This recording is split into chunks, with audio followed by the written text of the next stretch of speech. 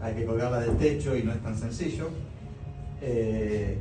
También gracias a los que colaboraron con relojes, porque no todos los relojes son míos, los que ayudaron a montarla, y a ustedes que vinieron hoy acá a ver de qué se trata Clepsamia, que el nombre poco, si no lo googlearon, poco dice.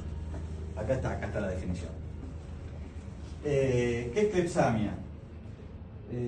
Clepsamia nació en pandemia y yo entendí en la mitad de o cuando estaba elaborando la obra en pandemia, o ya en la segunda etapa de la pandemia, entendí que lo que estaba haciendo, jugando con relojes, jugando con exposiciones largas, con sacarle fotos a un reloj muy largo, en tiempos muy largos,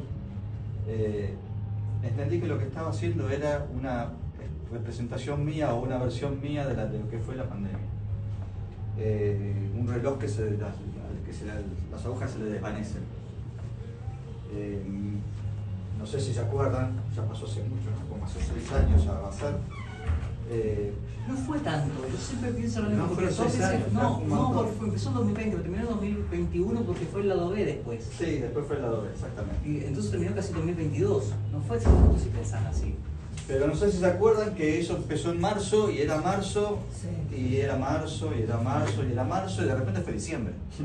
O sea, marzo no terminó nunca, los días eran siempre los mismos, no pasaba nunca, y de repente fue diciembre. Y todo el medio no sabemos qué pasó. Entonces, ese tiempo que a veces pasa, no sabemos si está avanzando o no, y está muy lento, y de repente pasó rapidísimo. Es esto, ¿no? Un reloj los relojes fueron diseñados para marcar un tiempo regular, ¿no? Justamente para poder medir esa dimensión del tiempo y marcar forma regular. Pero nuestras sensaciones no son regulares, no son siempre iguales. El tiempo pasa más rápido, más despacio, y como en la pandemia que no saben cómo pasa. Y entonces un reloj que tenga que marcar esos tiempos se vuelve loco, o sea, las agujas se desvanecen. O sea, un reloj que en pandemia debía ser así, ¿no? Sin aguja. Así que bueno, Clepsamia representa eso, representa un torbellino de tiempo, esa cosa, esa locura que vivimos, una locura relacionada siempre al paso del tiempo, ¿no? A cómo si pasa rápido, si pasa lento, pasó rápido, pasó lento. No sabemos cómo pasa. Empezó como un juego, empecé sacando fotos, no había mucho que hacer cuando estábamos en casa, había que hacer cosas en casa, yo empecé a sacar fotos ahí. Tengo una listita de proyectos para hacer, y entonces en esa listita tenía de sacar cosas en movimiento, entonces le saqué un reloj en 4 segundos, que no está acá esa foto. Y se me ocurrió pensar, bueno, 4 segundos es mucho o poco tiempo. Las fotos se sacan en fracciones de segundos, o sea, 4 segundos es mucho tiempo, pero 4 segundos es nada. Entonces, ¿qué pasa si saco unas fotos en un tiempo largo? ¿Qué es un tiempo largo, no? ¿Cuánto es un tiempo largo? Yo pregunto, ¿cuánto es un tiempo largo? Depende para quién. Bueno, saqué en 5 minutos. 1 minuto para mí es un montón. 1 minuto es un montón. ¿Y en dónde no? ¿Debajo del agua? También, claro, aguantó 1 minuto bajo el agua. ¿En astronomía? En astronomía, nada, no pasó nada. Claro. Y entonces saqué hasta media hora. Y alguien me dijo, bueno, ¿por qué no sacás en 1 hora? Bueno, saqué 1 hora, saqué en 2 horas, 3 horas, 4, 5, 6 horas. En 6 horas, que son las de abajo, el reloj no tiene agujas. Y ahí, recién ahí, me di cuenta de esto que era la sensación de la pandemia. Ya había jugado un montón, ya había sacado un montón de fotos, y ahí me di cuenta que lo que estaba sacando era esa sensación tan extraña del paso del tiempo que vivimos en la pandemia, que estamos viviendo en esos momentos. Bueno, saqué las fotos, digo, ¿qué hago con esto?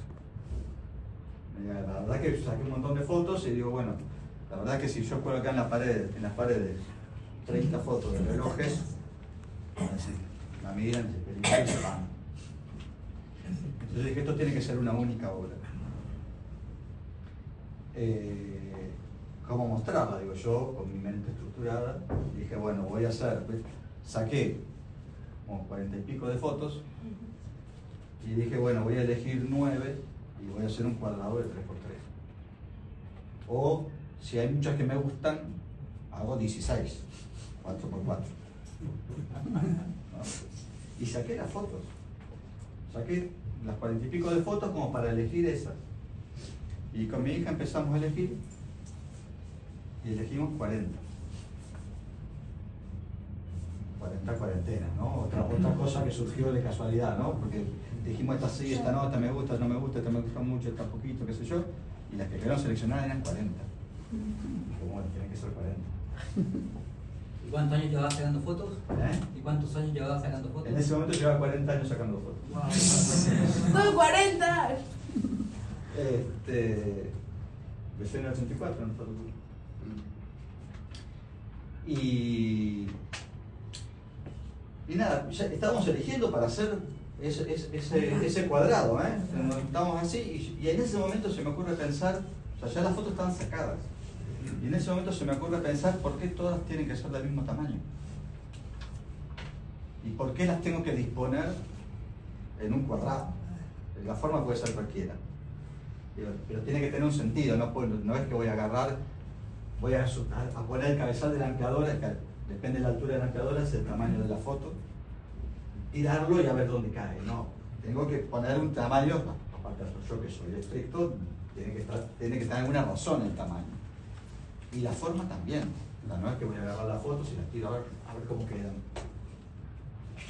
Y no se me ocurría, digo, ya está, son demasiadas variables, mi mente ingenieril dijo esto es demasiado para mí, me voy. No, pedí ayuda. Le pedí ayuda a Nico. Le pedí ayuda a varios, pero no le pedí ayuda a Claudio, porque con Claudio siempre, históricamente, somos más de la misma época de que venimos haciendo fotos, históricamente tratamos siempre en los mismos momentos temas similares.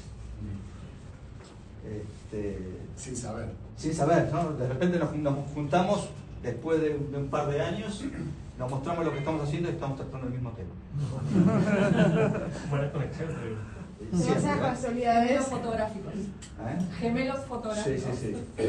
Con enfoques siempre distintos, pero siempre el mismo tema, los dos. Una cosa muy extraña. Le pido ayuda a alguien que piense muy distinto que yo.